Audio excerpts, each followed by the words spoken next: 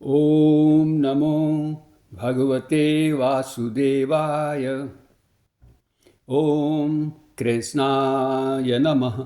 हरे कृष्ण साथियों, पिछले वीडियो में हमने जाना कि क्रोध कैसे उत्पन्न होता है।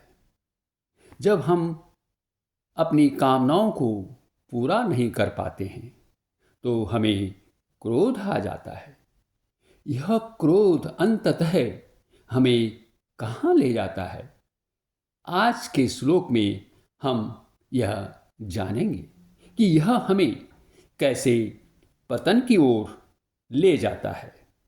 भगवान श्री कृष्ण इस संबंध में क्या कह रहे हैं, सुनिए भगवद गीता का यह श्लोक।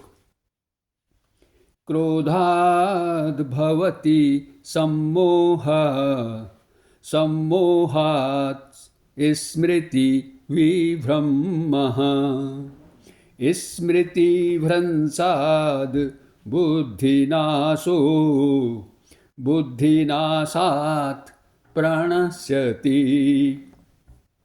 अर्थात क्रोध से सम्मोह उत्पन्न होता है और सम्मोह से स्मरण शक्ति का, यादाश्त का विभ्रम हो जाता है।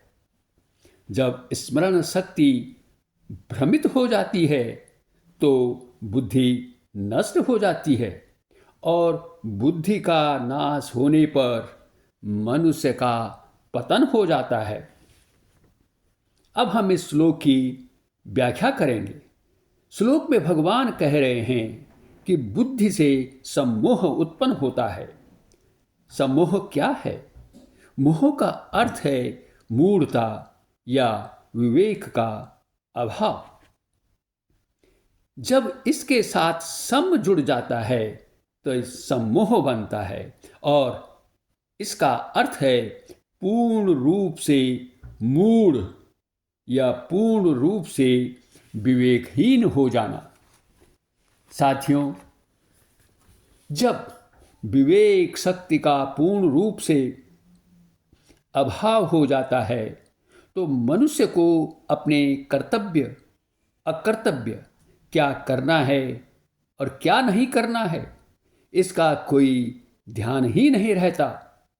वह यह भी नहीं जानता है, सोच सकता है कि उसे अपने पूज्य जनों, अपने वरिष्ठ व्यक्तियों या मित्रों आदि से कैसे व्यवहार करना है। वह तो उनके साथ भी दुर्व्यवहार करने लग जाता है। यह समूह अर्थात यह पूर्ण मूढ़ता ऐसी है कि जिससे मनुष्य की स्मरण शक्ति भ्रमित हो जाती है। इससे क्या तात्पर्य है? इसका तात्पर्य है कि उसकी स्मरण शक्ति नष्ट हो जाती है। इससे क्या अर्थ निकलता है?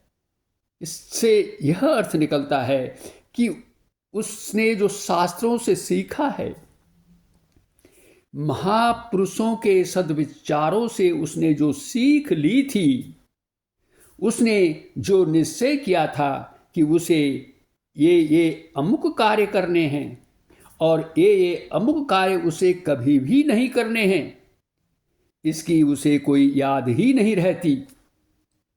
उसकी स्मृति पूरी तरह से छिन्न भिन्न हो जाती है। इसे ही स्मृति विभ्रम कहते हैं। इस स्मृति विभ्रम से बुद्धि नष्ट हो जाती है। मनुष्य में नया विचार करने की कोई शक्ति ही नहीं रहती।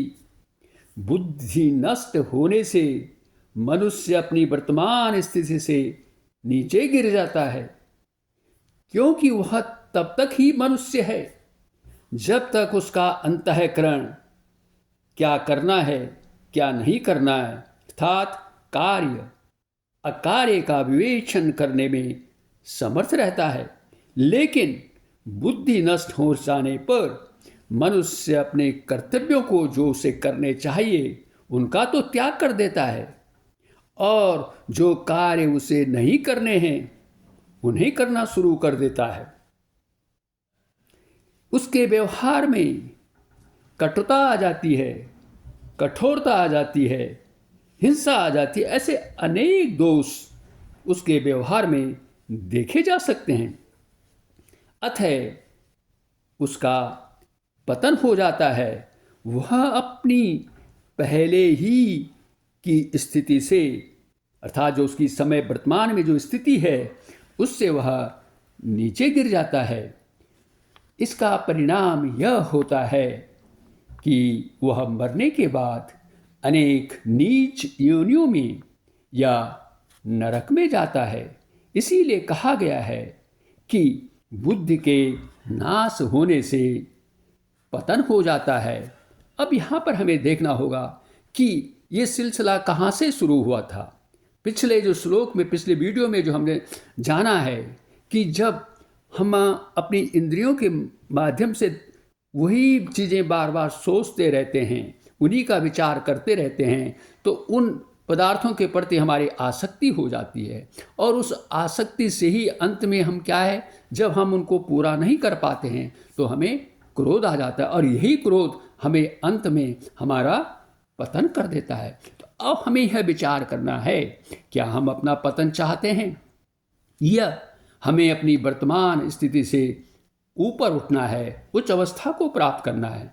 हम सभी का तो यही प्रयास होगा कि हम अपनी वर्तमान स्थिति से उच्च अवस्था को प्राप्त करें, उस परम पद को प्राप्त करें, उस परम तत्व को जानें। लेकिन साथियों, यह कब होगा? यह तभी होगा जब हम अपनी इंद्रियों को, मन और बुद्धि पर नियंत्रण रखेंगे। और यह तभी नियंत्रण रख सकेंगे जब हमारा मन, बुद्धि आदि परमात्मा में समाहित हो जाएंगे। साथियों, वीडियो देखने के लिए आपका बहुत बहुत धन्यवाद। कृपया इसे शेयर करें, लाइक करें और इस चैनल को सब्सक्राइब भी करें। इन्हीं शब्दों के साथ आगे फिर भेंट होगी, जिसमें हम जानेंगे कि भगवान श्री कृष्ण अर्जुन के चौथे प्रश्न के उत्तर में क्या कह रहे हैं। पुनः आपका धन्यवाद।